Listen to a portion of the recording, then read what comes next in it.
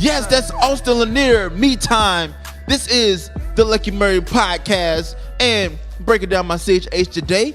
And I just want to kind of talk about a story that I released this Wednesday. It was the Canon and Chris Chicago kind of back and forth on Twitter. If you don't know, Canon Monday, I did a video Monday where Canon and Derek Mana basically was just had a conversation about the industry, about how the CCM world, as far as how Christian hip hop is not necessarily gonna make it next 2 to 5 years, and how all these different things come against, Derek Mana and Canon and just the whole Christian hip hop theme, and how they're gonna take their music to the mainstream radio. And Canon said something that was very interesting. He said, "Yo, Christian hip hop never had radio."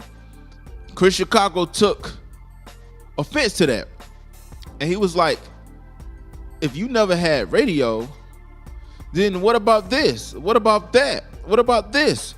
What about that?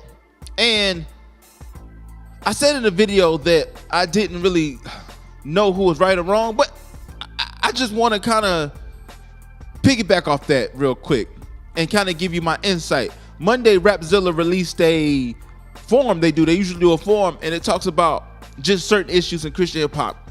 And I think that this week it started off slow. This is one thing. I think it started off slow. I think when they're talking about, mainstream topics, I think that we can have better people to talk about those particular topics. But I'm not, enjoyed as it got on further, it got a little bit better. But that's besides the point.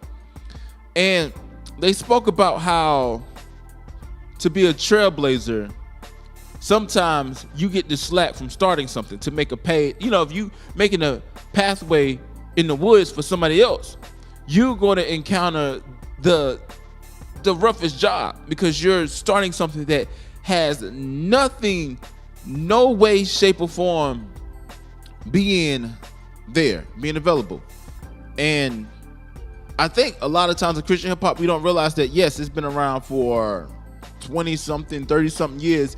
Christian hip hop has actually been around ever since hip hop kind of originated. You had guys that were rapping for Jesus. They was always deemed as, the whack people. But there's people been trailblazing, and though we have made many strides, there's still a lot of ways to go. And KJ52 made a statement that I think is kind of interesting. He said that DJ Michael V was on there as well, and he said, look, we need radio to kind of support us.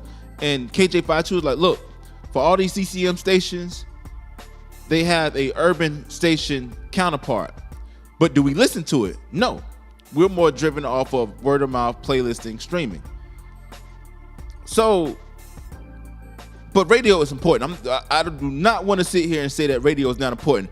I was once a fool for saying that, radio has no place in today's society. I could be further from the truth. Does it play an important part? Not as much, but if you're not on the radio, especially if you just locally, people are not really hearing what you have to say. So to go back to the argument of Canon and Chris Chicago, I think Canon sees as more or less not like, okay, there's certain people playing my records. I think he sees more or less as a whole, like there's no radio. Because there's a few stations, like maybe 5 or 6, there's a few stations in the country that do play Christian hip hop. There's a lot more online radio stations. I'm a part of one, The Morning Vibes, featuring me and Miguel. It's on every Monday through Friday, 7 a.m. to 9 a.m.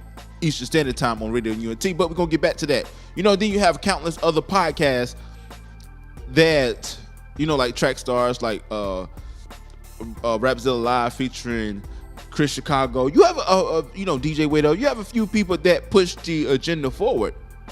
So my thing is simple. My thing is simple. I think that both had a very interesting argument, to say the least. And I felt like the ability to work together and communicate, I think that it could be lost. But I think it's very interesting because I think Christian hip hop is in a critical state, a point. I think that we can be much more than just a niche.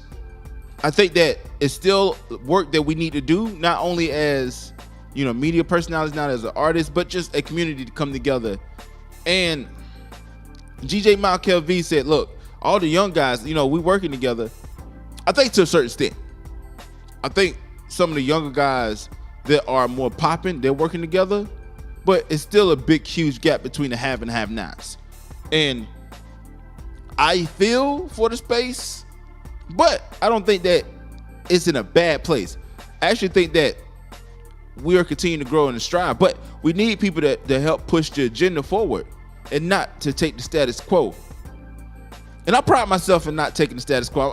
I don't want to sit here and sound like I'm a trailblazer, but I think that we are going to continue to do things and do more things forward. That's why I have this podcast.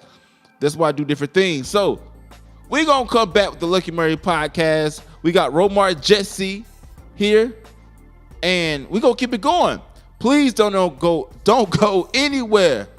This is the Lucky Murray podcast, and Romar Jesse, me, and you is up next. Don't go nowhere. We'll be right back with the Lucky Murray podcast. Romar Jesse, what you got to say?